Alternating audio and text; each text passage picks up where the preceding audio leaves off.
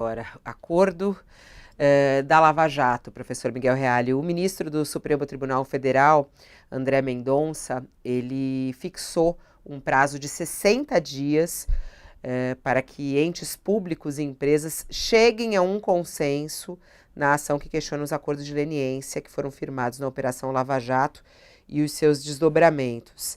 O argumento dos partidos é que esses pactos foram celebrados antes do acordo de cooperação técnica, né, que sistematiza as regras para esse procedimento e diz que por isso eles são irregulares, né? Essa decisão foi dada em audiência de conciliação relacionada a uma ação que foi apresentada no ano passado pelos partidos Solidariedade, PCdoB e PSOL. O ministro do STF estabeleceu que durante esse período está suspensa qualquer multa em razão de eventual descumprimento das empresas, das obrigações financeiras. Agora ele dá esse prazo de 60 dias. Como é que o senhor analisa essa revisão dos acordos, essa renegociação dessas multas e até a suspensão dessas multas, que foi o que aconteceu até esse momento, né? É bom esclarecer o seguinte: o ministro André Mendonça já rejeitou de plano qualquer revisionismo histórico.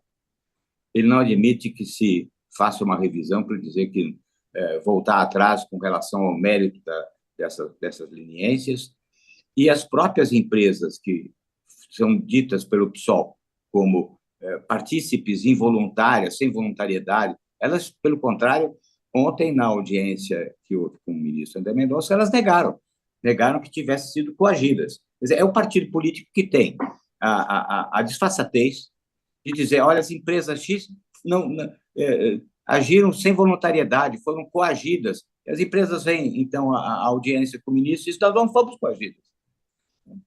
Portanto, o que se quer é declarar um absurdo, que havia um estado inconstitucional de coisas e que, portanto, haveria uma violência, elas teriam, quando, na verdade, estavam assistidas por grandes bancas de advogados. A ameaça que se fazia é a ameaça da aplicação da lei. É uma ameaça legal. A aplicação da lei aos fatos contidos nessa investigação, que eram corrupção. Portanto, o ministro diz: não haverá revisionismo histórico. O que pode haver é uma acomodação dos valores das multas para adequá-las às circunstâncias atuais de sobrevivência das empresas, de condição do seu pagamento, porque o que interessa é receber essas multas, né? E várias entidades que estavam associadas a essas empresas têm interesse de que as multas sejam pagas, né? Portanto, não existe um revisionismo, não existe pelo contrário, o ministro André Mendonça reafirma que a leniência é um grande instrumento de luta contra a corrupção. Eu participo, inclusive, representando o Instituto Não Aceito Corrupção, como amicus curiae nesse processo, né? E, evidentemente, não existe pé nem cabeça nessa proposta feita pelo PSOL e outros partidos políticos que se arrogam a condição de falar pelas vítimas que negam a situação de terem sido coagidas, né? E mais, esses fatos não estão relacionados com a Lava Jato, né? Esses fatos estavam relacionados com outras operações não submetidas à comarca de Curitiba, como a Operação Spoofing, a Cui Bono, e outras operações que não estavam submetidas ao Moro. Portanto, essa contaminação da ligação do Moro com o Dallagnol não atinge, em grande parte, essas leniências que foram fruto de outras operações submetidas a outras comarcas. Portanto, eu creio que ficou claro que não haverá revisionismo histórico. Não lhe parece, doutor Reale, que o Supremo Tribunal Federal transformou essa questão dos acordos de leniência numa salada difícil de digerir, porque havia esta ação que corria sob a relatoria do ministro André Mendonça. Estamos falando aí de 11 acordos de leniência, né? Se formos somar todos eles, temos aí 17 bilhões de reais. Leniência, para que a nossa audiência fique totalmente esclarecida, é uma delação da empresa, né? A empresa admite: olha, pratiquei corrupção, e admite ter praticado a corrupção para não sofrer sanções administrativas, para poder voltar a transacionar com o Estado. E aí devolve dinheiro e concorda em pagar multas. Estamos falando de 17 bilhões de reais, não é? E o ministro Toffoli aceitou rever, suspendeu lá por tempo indeterminado os acordos de leniência da JIF e da Odebrecht, hoje rebatizada de Nova Honor, que também estão, neste caso aqui, submetido à relatoria do ministro André Mendonça. Então, há uma decisão do Toffoli suspendendo monocraticamente dois acordos de leniência, o da JIF e da Odebrecht. Não impôs prazo. O mesmo Toffoli diz, não, eu estou falando só dos acordos de leniência firmados com o Ministério Público. O que essas empresas concordaram em pagar mediante acertos com a Controladoria Geral da União ou com a Advocacia Geral da União, esses acordos estão de pé. Então, elas foram torturadas para admitir corrupção. No outro, não.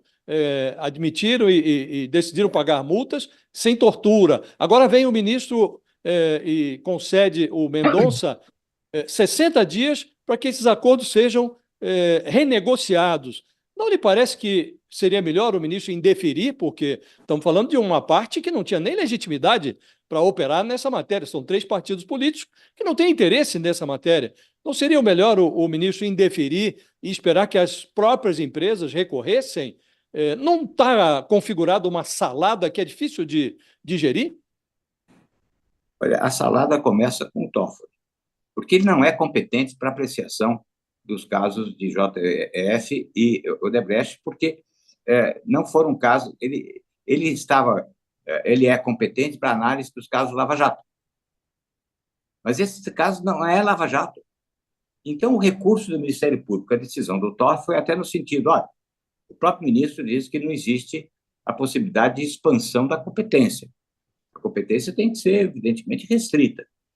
E ele, relator, não é competente para os casos relacionados com as operações spoofing, cui bono, tem mais outras duas, uma estadual e outra...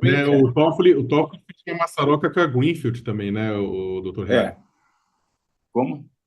No, o Toffoli, uma das maçarocas, aquela que deu toda aquela questão com a transparência internacional, era a Greenfield. Ele estava aplicando coisa da dado na Greenfield. Isso.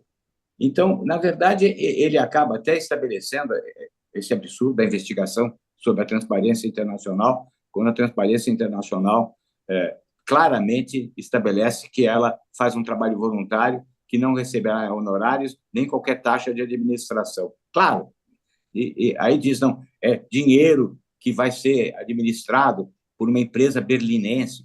Ou seja, há um conteúdo político nessas decisões do Toffoli que realmente é uma salada. Tem que estar certo, o Josias, é uma salada. Agora, o que foi importante é a reafirmação de que a leniência é um instrumento importante de luta contra a corrupção e de que não haverá um revisionismo histórico. Nós estamos vivendo sempre essa tentativa de novas narrativas sobre o que aconteceu. Não aconteceu nada, não houve corrupção. Só que essas leniências foram instrumento de apresentação junto ao Departamento de Justiça norte-americano, que concedeu a não persecução criminal aos diretores dessas empresas em face da leniência.